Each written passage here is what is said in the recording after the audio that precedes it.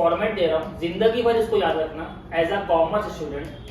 और आपको ये चीज समझ में आनी चाहिए, तू कॉमर्स करके अगर बिजनेस करेगा तो तेरा फोकस किस पे होगा पता है? तूने कौन सी चीज बनाई, कितने में बनाई, तू उसको कितने प्रॉफिट में बेचना चाहता है, और जब कॉस्ट में प्रॉफिट ऐड होगा तो कस्टमर को तू बेचेगा। ये होगा सेल्स में। क्या होता है? कितने में बनाया, कितना प्रॉफिट लगा रहा है और कितने में बेचेगा। हमेशा याद रखना प्रॉफिट आपको दिया रहेगा 25, कितना दे दिया है कि तेरा प्रॉफिट है 25%। अब प्रॉफिट दो तरीके से दिया जाता है। किस तरीके से दिया जाता है? एक प्रॉफिट ऑन सेल, एक प्रॉफिट ऑन कॉस्ट। एक प्रॉफिट ऑन सेल, एक प्रॉफिट ऑन।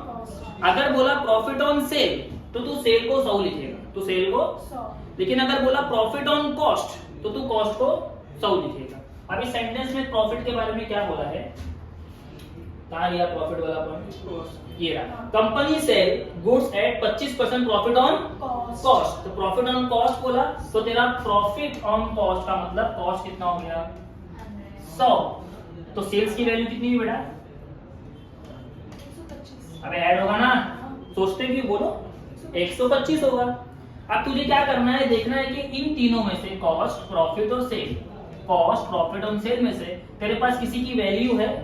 हाँ सर, कॉस्ट की वैल्यू कितनी है? 14,40,000।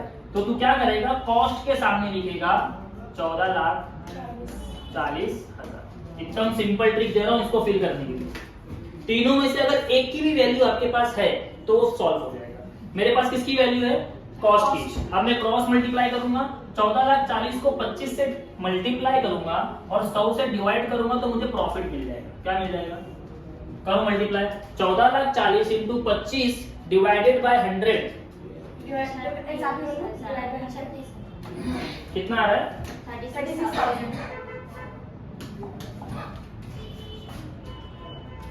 36,000 ही आ रहा है। डन? तो तुझे क्या मिला? प्रॉफिट मिला। प्रॉफिट आकर के लिख दे। अब तू क्या करेगा? इसमें ये ऐड कर दे, सेल्स मिलेगा। कितना आ रहा है सेल्स?